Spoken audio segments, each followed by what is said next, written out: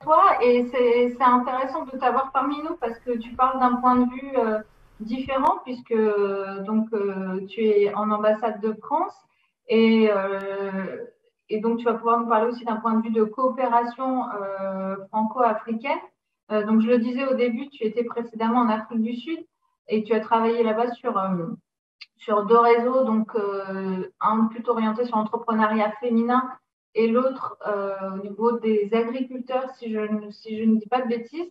Là, tu es au Sénégal. Au Sénégal, il y a eu un réseau d'entrepreneurs aussi qui a bien fonctionné, qui est un bon exemple, qui est Terangatech. Là, qui est plus orienté sur les questions tech, mais je pense un peu tout secteur, Mentech, Cleantech, Agritech, FinTech, tous les mots, on peut mettre tech derrière. Et tu supervises aussi le réseau d'entrepreneurs africains en Gambie. Donc voilà, j'aimerais que tu nous parles aussi un petit peu de tes expériences, des challenges que tu as pu observer et de la place de l'entrepreneuriat pour relever ces défis et justement quel est le rôle de la coopération et pourquoi la coopération française a décidé d'investir particulièrement dans l'entrepreneuriat. Voilà. Merci beaucoup à toi, Raphaël. Merci à Hélène et David qui en ont déjà beaucoup dit et qui ont fait un constat que l'on partage. Bien entendu, la problématique majeure, c'est celle du chômage et de la capacité du marché du travail à répondre à cet enjeu, hein. Dans ce contexte particulier, alors je ne vais pas m'étendre trop, hein, mais dans ce contexte particulier, il y a deux voies, hein, la capacité des entreprises actuelles à recruter par leur développement et la capacité d'imaginer de nouvelles créations d'entreprises. Et c'est la raison pour laquelle on met l'accent sur le développement de l'entrepreneuriat dans un contexte où on a une configuration démographique particulière, où la jeunesse a encore une trajectoire professionnelle à créer et où l'entrepreneuriat peut être une piste très intéressante à exploiter. Alors tout ceci, évidemment, répond à des enjeux majeurs, hein. C'est celui, et ça a été souligné par David, notamment, il ne faut pas que ça soit un entrepreneuriat subi, mais un entrepreneuriat qui crée de la valeur, notamment pour répondre aux objectifs du développement durable et un rôle fondamental face à des opportunités qui, nous semble-t-il, sont considérables sur le continent.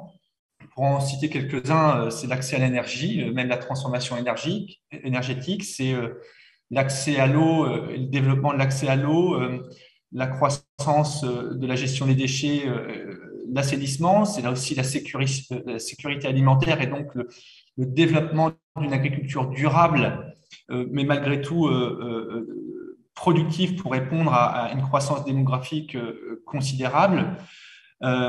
Donc, on y voit la possibilité d'intervenir. Alors, pas uniquement la France, et je le souligne, c'est aussi avec tous nos partenaires européens, en fait. Et il y a des travaux considérables qui sont aussi menés par nos amis belges, luxembourgeois, suisses, anglais. Et là, j'élargis l'Europe. Mais on ne travaille pas seul. On essaie de travailler et de se coordonner parce que il y a en fait une multitude d'actions de coopération.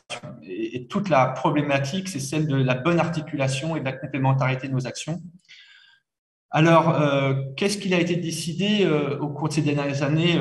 Bien sûr, il y a eu le programme Choose Africa avec 3,5 milliards d'euros d'investis sur le continent africain, dont les retombées passent essentiellement par la possibilité pour le système financier d'essayer de répondre aux besoins de l'entrepreneuriat. On sait que ce n'est pas quelque chose de simple et David l'a souligné, les systèmes financiers sont différents selon les pays, beaucoup plus avancés en Afrique du Sud qu'au Sénégal.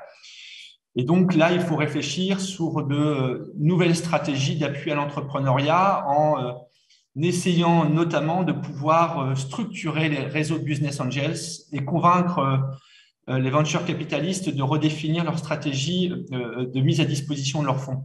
Et ça, je crois que c'est vraiment crucial et David l'a souligné.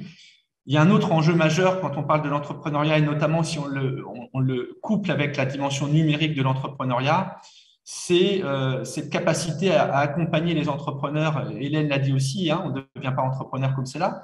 C'est être en capacité d'accompagner ces entrepreneurs. Et donc, dans ce contexte-là, comment est-ce qu'on accompagne les structures d'accompagnement à se professionnaliser? Il y a énormément de structures d'incubation sur le continent, mais il y a un enjeu à la professionnalisation de ces structures. Alors, il y a eu des actions qui ont été menées par l'Europe, par la France, avec Afrique Innov, il y a Freelabs. Nous-mêmes, on le fait en Gambie via le projet REA. Mais plus fondamentalement, on essaie de soutenir les structures d'appui à l'entrepreneuriat, telles que, j'ai le plaisir de voir Cindy aujourd'hui ici, l'objectif des projets REA, c'était soutenir les réseaux d'entrepreneurs, les réseaux professionnels. Et ça veut dire quoi? Ça veut dire faciliter leur structuration. Ça veut dire les appuyer dans la mise à disposition de services pour leurs membres, et c'est les rapprocher d'autres réseaux d'entrepreneurs, notamment européens. Et ça, c'est typiquement ce que doit faire le REA dans la définition. Alors, il y a eu des manières de se l'approprier différemment. On a appuyé des incubateurs, on a appuyé d'autres choses que des réseaux d'entreprise. Mais je pense que l'esprit est bien là. Alors, pourquoi est-ce que c'est si important? Parce que personne ne peut mieux connaître leur métier, finalement. Et donc, on passe à une échelle un peu plus macro de notre côté et on a décidé d'investir significativement dans cette consolidation. Et pour des raisons en Afrique du Sud sur l'agriculture et l'entrepreneuriat féminin évident, il y a une histoire en Afrique du Sud qui impose de réfléchir sur l'émergence du secteur agricole pour les populations les plus défavorisées qui sont dans ce secteur, et l'entrepreneuriat féminin partout sur le continent, car on sait que le taux d'entrepreneuriat féminin est extrêmement élevé, mais qu'il a du mal à se développer. Et là, l'accès au financement est un enjeu majeur, puisqu'on considère que 0,03 des fonds levés au continent africain, sur le continent africain reviennent aux femmes. Et ces montants levés sur le continent africain ne représentent que 2% des montants levés à l'échelle mondiale. Alors, vous voyez un peu la pauvreté de l'accès au financement de l'entrepreneuriat féminin. Donc, ce sont des enjeux de cette nature-là sur lesquels nous travaillons, mais nous travaillons à appuyer des initiatives qui nous semblent particulièrement intéressantes. Alors, je vais citer plus largement la Women in Africa ou Women Investment Capital. Voilà.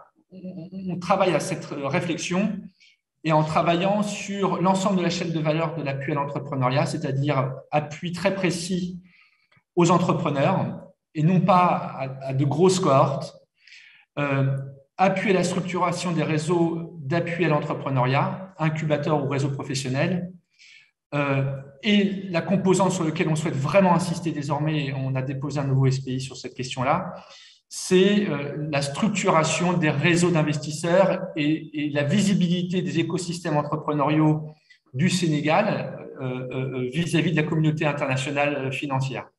Et là, on va travailler avec la Banque publique d'investissement et Proparco pour réfléchir à un pilote au Sénégal qui, on l'espère, pourra ensuite se développer plus largement dans d'autres pays. Voilà, je m'arrête grosso modo ici.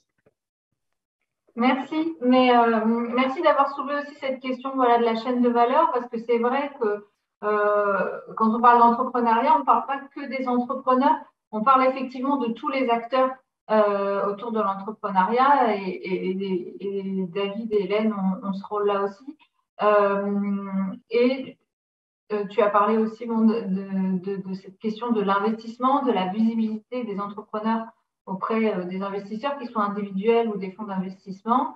Et donc, effectivement, le soutien, il doit se faire sur toute la chaîne de valeur. Sinon, s'il y a un maillon qui ne fonctionne pas au niveau de la chaîne de valeur, ça ne peut pas avancer.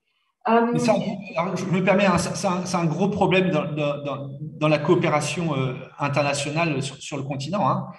Il y a un manque de visibilité de l'ensemble des actions qui sont portées par les différents pays. Et il y a très rarement une action cohérente sur ces trois composantes, aide à l'entrepreneuriat, aide au réseau et aide au financement. Il faut travailler de manière très conjointe et complémentaire sur ces trois axes en même temps.